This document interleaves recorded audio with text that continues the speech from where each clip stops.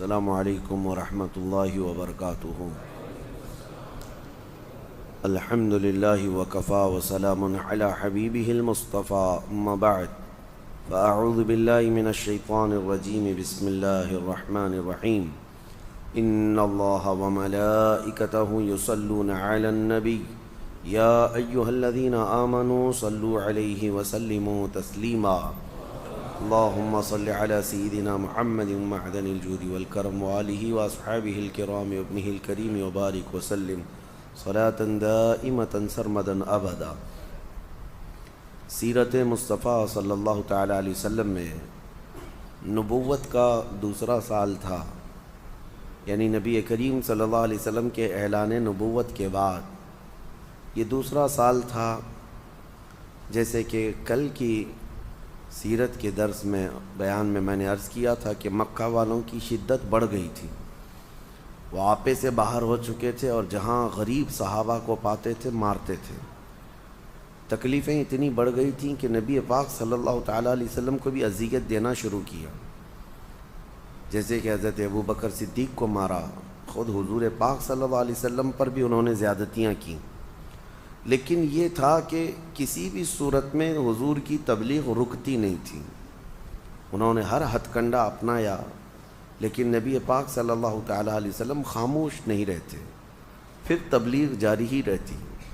چاہے وہ کسی کے گھر کے اندر ہو یا کسی قبیلے کے اندر ہو، یا کوئی قافلہ آ جائے تو اس کے اندر حضور کی دعوت دین جاری تھی۔ پھر مکہ کے تمام جہلہ جتنے تھے، سرداران قریش بھی تھے،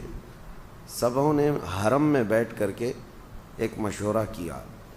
کہ آخر کیا بات ہے کہ ہمارے اتنے مارنے کے بعد، تکلیف دینے کے بعد ان کی تبلیغ رکتی کیوں نہیں ہے، یہ روکتے کیوں نہیں؟ اپنے آپ کو ڈر کے مارے اپنے آپ کو سرنڈر کرنا چاہیے یا بیک لے لینا چاہیے۔ سبوں کے دماغ میں یہ بات چل رہی تھی، شاید محمد صلی اللہ علیہ وسلم مکہ کی سرداری چاہتے ہیں، یا ان کو کوئی یہاں پر حکومت قائم کرنی ہے، بادشاہ بننے کی خواہش ہوگی، ایسا کچھ مسئلہ ہوگا۔ تو سبوں نے طے کر کے ان میں سے ایک جو شخص تھا عتبہ بن ربیعہ، اس کو اپنا وکیل بنایا اور کہا کسی طرح محمد کے قریب ہو جاؤ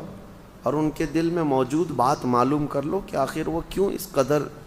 اس نئے دین کے لیے کمر بستہ ہیں۔ عتبہ بن ربیعہ آیا، حضور پاک صلی اللہ تعالیٰ علیہ وسلم کو تنہائی میں لے کر کے گیا اور بڑی میٹھی چپڑی باتیں کرنے لگا کہ محمد، دل کھول کر کے ایک بار میرے پاس بیان کر دو کہ تم مکہ کی سرداری چاہتے ہو، سارے قبیلوں میں تم حاکم بن جاؤ، یا کوئی اپنی ایک نئی سلطنت قائم کرنے کا ارادہ ہے، یا پھر کسی بہت بڑے خاندان میں تمہیں شادی کرنے کا ارادہ ہے؟ ایک بار کھل کر کے میرے سامنے کہہ دو، خدا کی قسم میں پورے مکہ کو تمہارے زیر فرمان بنا دوں گا، سارے لوگوں کو تمہارا تابع کر دوں گا، بس تم یہ نئے دین والا جو مسئلہ ہے اس کو روک دو، اس چیز کو ختم کر دو، سب مل کر کے رہیں گے اور تمہاری جو خواہش ہے وہ پوری کی جائے گی۔ عرب کے سب سے بڑے خاندان کی لڑکی چاہیے، وہ آپ کو لا کر دے دی جائے گی۔ نبی پاک صلی اللہ تعالیٰ علیہ وسلم نے عتبہ بن ربیعہ کے جواب میں قرآن کی آیتیں پڑھنا شروع فرمایا۔ جب قرآن اتر رہا تھا، جب نبی پاک صلی اللہ علیہ وسلم کی زبان سے قرآن کی آیتیں نکلنے لگیں، میاں آج کوئی قاری قرآن پڑھتا ہے تو جاہل سے جاہل آدمی بھی مدہوش ہوتا ہے تلاوت سننے کے لیے۔ ایک تو وہ عرب تھے جن کو عربی آتی تھی، اور پلس اس پر قرآن ان کی زبان سے جن پر خود قرآن اترا ہو۔ نبی پاک صلی اللہ تعالیٰ علیہ وسلم جب بیان کرتے قرآن کی آیتیں، دل کھینچ لیتا ہے۔ اور جب عتبہ بن ربیعہ جو ان کا وکیل بن کر کے آیا تھا، وہ کٹر دشمن بھی تھا، حضور نے جب آیتیں تلاوت شروع کی تو اس کے دل پر ایسی ہیبت طاری ہو گئی، بہت زیادہ اس کا دل خوف سے لرزنے لگا اور اس کے جسم کے اندر کپ کپی طاری ہوئی۔ اس نے مجبوراً کہا کہ محمد اپنا یہ کلام روک دو، ورنہ یہ ساری چیزیں میں کنٹرول سے باہر ہو رہا ہوں، میں بے قابو ہو رہا ہوں۔ یہ کلام کی جاذبیت سن کر کے وہ آیا تھا منانے کے لیے، اور پھر اس کے بعد واپس لوٹا اور جتنے وہاں پر بڑے بڑے روسا تھے سب کو جمع کر کے کہا واللہ محمد کے پاس نہ کوئی شعر ہے، نہ کوئی جادو ہے، نہ کوئی کہانی ہے، ان کی زبان سے جو الفاظ نکلتے ہیں اس میں غضب کی تاثیر ہے۔ تو سارے لوگ کھڑے ہو گئے اور کہا عتبہ تجھ پر بھی تو جادو نہیں چل گیا؟ تجھے ہم نے کس کام کے لیے بھیجا تھا اور تو وہاں سے متاثر ہو کر کے آیا؟ عتبہ نے کہا میری بات سننا ہے تو سن لو، میرا مشورہ یہ ہے کہ محمد صلی اللہ علیہ وسلم کو اپنے حال پر چھوڑ دو۔ اگر ان کا یہ کلام اور ان کی یہ دعوت پورے عرب میں بھاری ہو گئی تو حصہ تو ہمارا ہی ہوگا، قریش کی ہی عزت بڑھے گی، قریش کی عزت بڑھے گی، ہمارے خاندان کے ہیں محمد صلی اللہ علیہ وسلم۔ اور اگر وہ پورے عرب کو قابو نہ کر سکے تو عرب خود ہی انہیں مار ڈالیں گے۔ تم کیوں یہ روز روز کے جھگڑے اور یہ روز روز کی موب لنچنگ، کسی کو پکڑنا مارنا، یہ سب کیوں کرتے ہو؟ چھوڑ دو ان کو اپنے حال پر۔ لیکن مکہ والے اس کا مشورہ نہیں تسلیم کیے۔ سبوں نے کہا کہ ہمیں یہ منظور نہیں، ہم اپنی طاقت کے بل بوتے ہر ایک کو روکیں گے۔ پھر اس کے بعد ان کی یہ اذیت کا سلسلہ شروع ہوا۔ نبی پاک صلی اللہ تعالیٰ علیہ وسلم کے تبلیغ جب نہیں رکتی تھی، اب دوسری میٹنگ ہوئی۔ یہ فرسٹ میٹنگ تھی، دوسری میٹنگ ہوئی جو شرفاء قریش تھے، یعنی جو شریف لوگ مانے جاتے تھے اس وقت کے بڑے بڑے سردار اور رئیس، وہ سب آئے حرم میں بیٹھے اور انہوں نے مشورہ کیا، کہا کہ دیکھو ہمارے شہر میں ایک بہت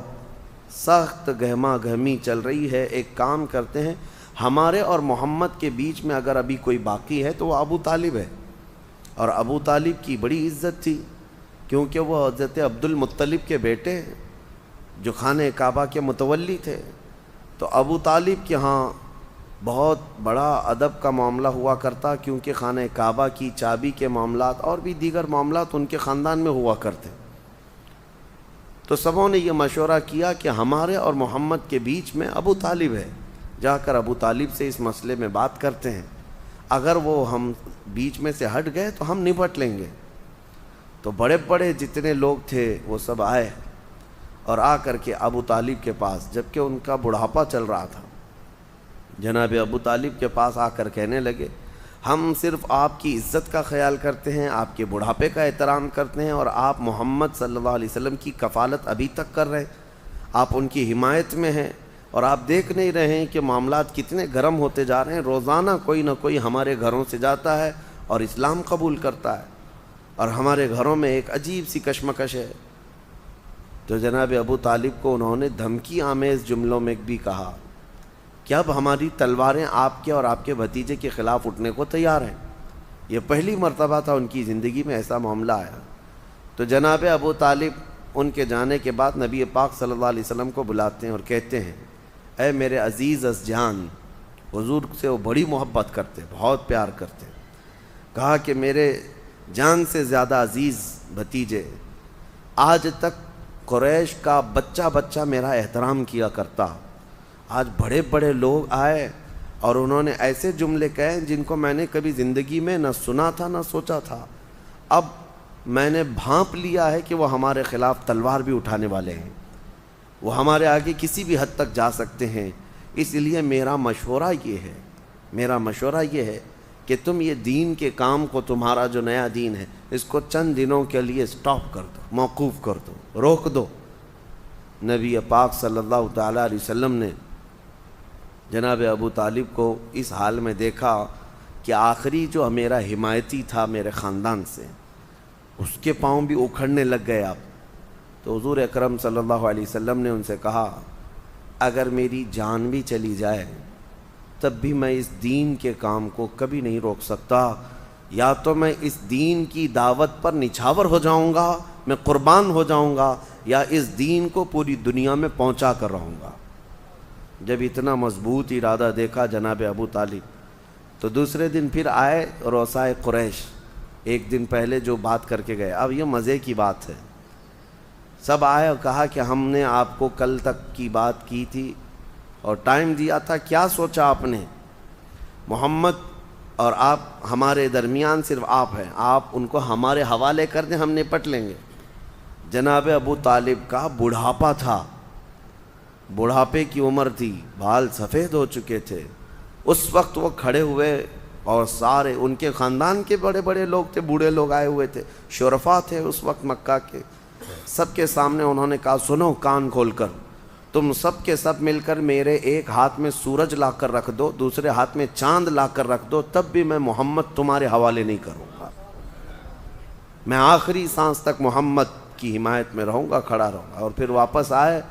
اپنے بھتیجے سے کہا میرے عزیز جان، جیسے تمہیں مرضی ہے، جیسے تمہاری چاہ ہے، تم اپنے دین کے کام میں لگے رہو، تمہارا بوڑھا چاچا آخری سانس تک کھڑا رہے گا۔